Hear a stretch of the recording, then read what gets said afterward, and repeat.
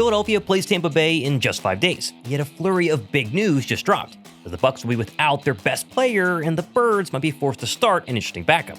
Plus Nick Sirianni's new plan to combat the Florida Heat, Howie's latest move that solves a big problem, and why everybody is suddenly talking about the Eagles and CJ Gardner-Johnson.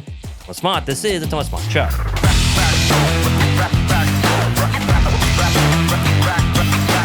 While everybody in Philadelphia is still riding the high of a 19-point comeback, sealed by the gigantic hands of Jordan Davis and the clutch arm of Jalen Hurts, the Birds are already scrambling to prepare for their toughest rival in recent history, as the weather in Tampa Bay, new injuries, and a kick return problem have all been addressed in less than 24 hours. First, though, the winner of the Jordan Davis jersey giveaway from yesterday's video is announced at the end of today's video, so stay tuned to see if you won. And it's also time for our next Jordan Spector art piece giveaway here. This is the Cooper DeJean Pick 6 canvas from the Super Bowl. This thing is absolutely fantastic. If you want to enter to win this, announced on Saturday's show coming up this week, drop a like on today's video, be subscribed, and go ahead and comment anything down below. Now, first things first, injuries, and there's a lot going on with both teams, although Mike Evans this morning is the biggest one so far, as MRI results officially showed that Evans suffered a grade 1 hamstring injury in Sunday's comeback win versus the Jets and will now officially miss this weekend versus the Birds. Grade 1 is technically considered a mild hamstring injury, but Evans has missed time every single season since 2019 with some sort of hamstring issue. His age, paired with obviously the reaction walking off the field versus the Jets on Sunday, it's really no surprise this morning that he's officially out. Either way, though, it's good news for the Birds because Mike Evans absolutely torched Philadelphia last year, and the Birds' blowout loss to Baker and the Bucs. Tampa, though, is holding out hope that maybe wide receiver Chris Godwin and tackle Tristan Wirfs can play on Sunday, as Wednesday's practice should reveal both of them getting some starter reps, but time will tell if they're going to actually be out there. It could really take until Thursday or Friday or even up until game time to decide if Chris Godwin is going to play on Sunday. I think he might give it a try, although he's not going to be 100%.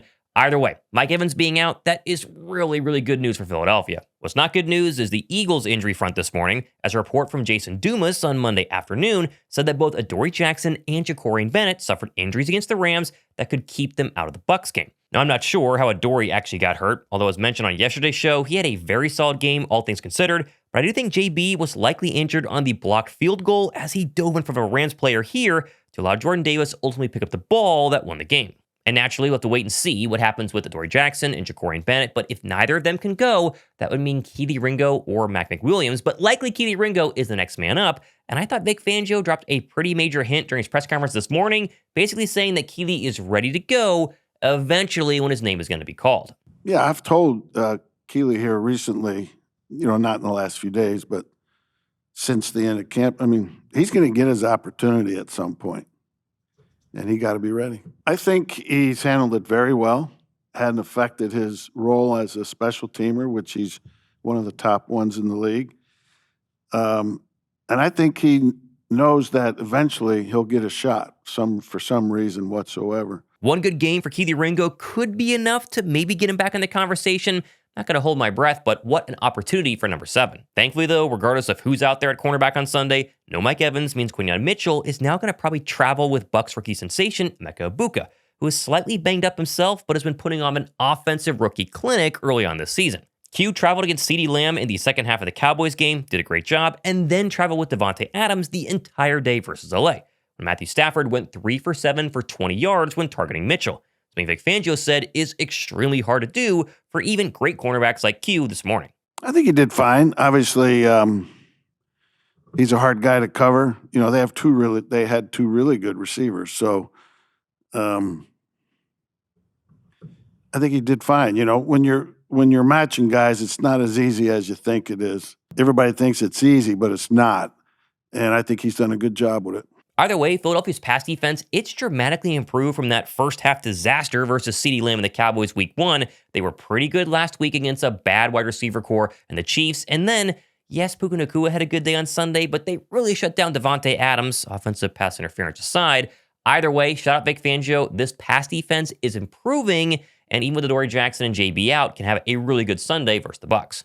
Also, I want to give a massive shout out to the sponsor of today's video, Vuori. Because if you've been looking for extremely comfortable activewear, well, then look no further than Vuori. First off, I've been loving my Statotech tee and Sunday Performance joggers. The tee is honestly insanely soft. I cannot express this enough over camera how soft it actually is, but it's also lightweight and, most importantly, wicks moisture perfectly and has become my go-to gym tee for all those hard leg days. Pair that with their Sunday performance joggers that are, of course, super comfortable, but also made from performance stretch fabric, so whether you're working out, traveling, or just in the backyard hanging with the dog, you'll have equal parts style and comfort as well. And then, of course, my personal favorite, their Ponto Performance Crew that is absolutely next level. It's super cozy, but also has kind of an elevated fit to it so you don't feel sloppy walking around. I've worn this thing to the gym, I've worn it just walking around the house, hanging out, and then obviously on airplanes as well. This is like my go-to airplane shirt. I'm telling you, it is so darn comfortable. And literally everything from Vuori is designed for movement, built for life, and made with intention from fit to fabric. So if you want to check them out, then go to the link down below in my description box, somewhere right down here, and upgrade your wardrobe today. Now speaking of the Bucs, and really the location of Tampa Bay, Philadelphia's 1-2 record on the road in Tampa since 2018 has vaulted into the forefront of conversations this week. Philadelphia leaked new travel plans on Monday to fly to South Florida a day early this week and try and acclimate to the weather that reportedly was an excuse for the Birds in their loss last season. The on-the-field temperature in Tampa week 4 last season, when Baker Mayfield shredded Philadelphia for 347 passing yards, exceeded over 100 degrees, and reportedly caused all sorts of problems for a Philadelphia team that had no A.J. Brown, no Devontae Smith, then lost Reed Blankenship in the second half, and obviously Jalen Carter and Cam Jurgens with cramps as well. Thankfully, though, as of this morning, the weather report for Tampa Bay on Sunday is going to peak at a high of just 88 degrees.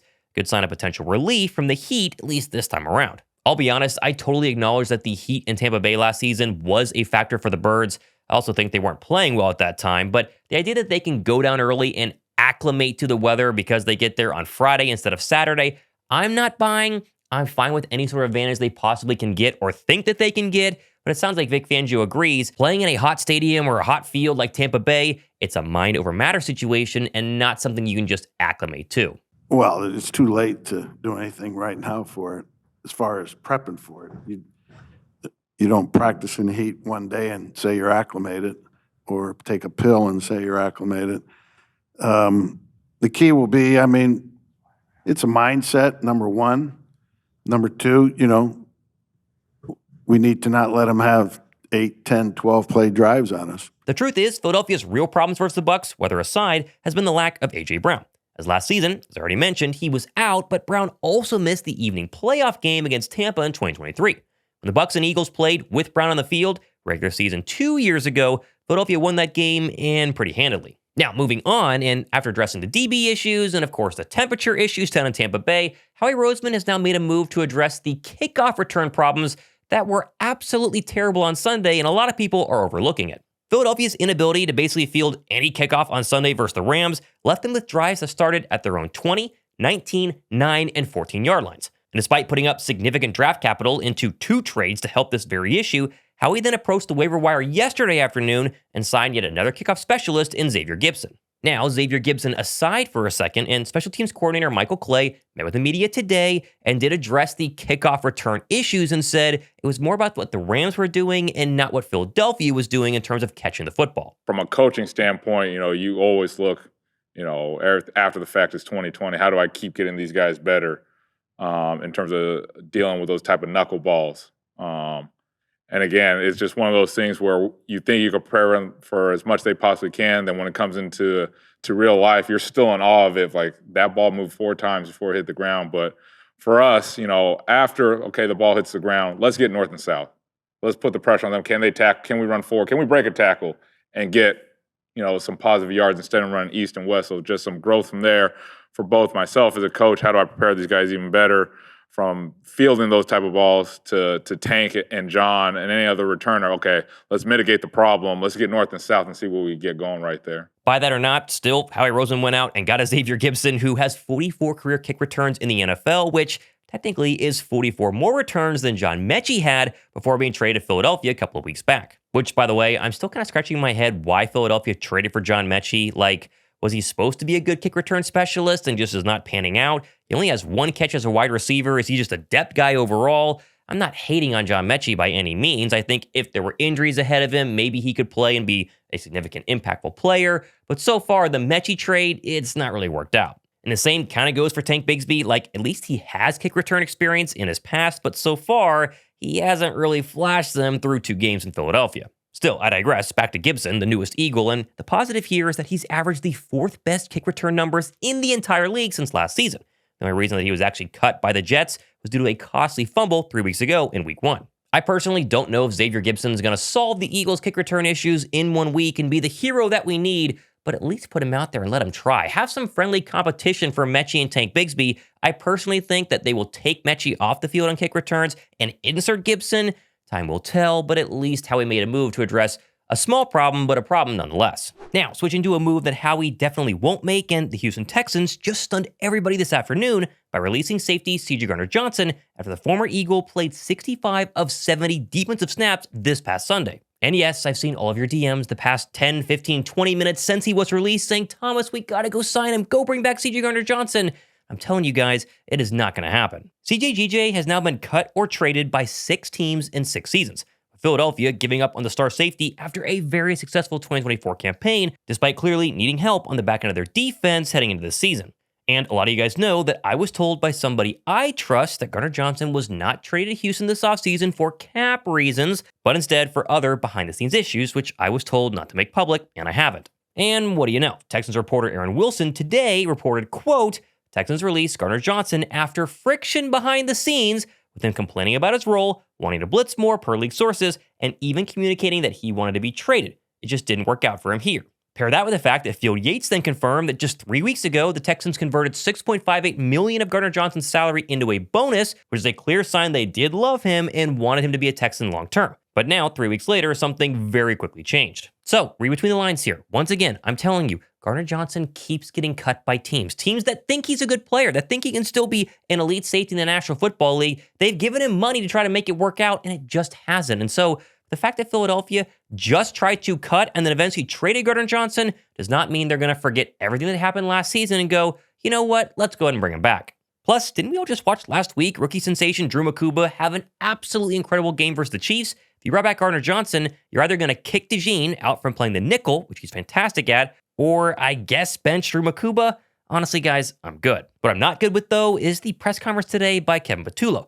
We had his first chance to address the Birds' first half offensive struggles versus the Rams on Sunday, where he was adamant that being too conservative was not the Birds' issue. No, I wouldn't say like conservative is the word. I think, you know, when those things happen, like we went 3 and out, obviously, a few times, you look at, okay, where was the drive starting?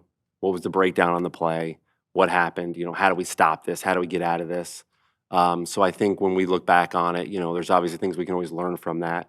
But you don't go into it saying like, hey, I got to be really conservative here. That's definitely not, you know, something you want to do. I think it's just a matter of just going forward, just learning from those moments and how to get ourselves out of those situations. Honestly, I don't know how you watch the first half and don't think anything else besides the fact that they were being too conservative. Philadelphia was their usual way too predictable self with little to no deep shots or balls to the middle of the field. Still though, Patullo doubled down when asked again and emphasized that the whole goal entering Sunday was to be aggressive. It just didn't work out. We want to be the aggressive person, right? The word this past week for the offense, when I spoke to the offense, was attack. We want to be in attack mode. And going into the game, that was what we wanted to do. You know, the first drive was a good drive. We went for on 4th down. We threw the ball down the red zone at the goal line. So we were in an attack mode. We got stuck in those weird situations where we just couldn't get it out of there and get it going. And then the second half, obviously, we had to play a little bit differently, but we were able to get it going. So I think, you know, they know what we want to do. And I think it was just exciting for it to happen. And come back, you know, when you get emotional after games, you get excited because we were able to do something that was very difficult to do. And all the plays and the guys played tremendous. The players themselves were awesome in those moments, and the conversations and getting that done was such a big moment. It was really cool for everybody. I said yesterday, I'm not ready to abandon ship on Kevin Patullo just yet, although he's definitely getting a shorter and shorter leash. But I really was hoping he would come out on Tuesday and be like, you know what? I have been a little bit too conservative, guys. I think we should definitely throw to A.J. Brown more, throw to Devontae Smith more, deep shots, middle of the field. That's on me. I'm going to fix it. Plus, for all of Tampa Bay's offensive injuries, the Bucs defense, it presents a ton of issues for the Birds. And if KP decides to go conservative early this coming weekend, Philadelphia could be in for yet another long day down south. Still, I guess at least, Nick Sirianni confirmed during his press conference that KP did in fact call all the plays in the second half, despite Twitter guessing that Jalen Hurts had somehow taken over the reins. So, I guess there is proof that Kevin Patullo can be not conservative and push the football down the field. Yeah, Kevin called the plays yesterday in that second half. Jalen, but make no mistake about it, like Jalen does a great job of communicating. Jalen sees the field really, really, really well. He can come back and tell you what happened without even looking at the picture. And then you look at the picture like, yeah, that's exactly what happened. Jalen has a great feel for how that's going. And so there's communication, right? There's talk through it, everything like that, but yeah, Kevin called the plays. Kevin will continue to call the plays. But I love the communication that we get from Jalen. I love the communication that we get from, all our guys. I think, we get a lot of good information from our guys, Jalen particularly, and that's the way it should be. He's a quarterback. All in all, Philadelphia's offense has clearly all the tools, and so far this season has shown us, at worst, that they can at least score. In fact, right now, they are the #1 red zone scoring team in football, so the DNA, it's all right there. They just have to improve the passing game and really the run game as well. Playing conservative with these weapons, especially on the outside, it's not going to cut it, you're not going to repeat by doing it, and you're not going to beat Tampa Bay if this continues. But of course, it was this time last season where Philadelphia went down to Tampa Bay and they got their butts kicked, and then they had the bye week and everyone was panicking, and then they figured it out. So maybe they've just shifted that process up a week, and their problems were against the Rams. They got it corrected at halftime versus the Rams, and now we're going to cruise on offense and beat the Bucs and be happily ever after the rest of the season.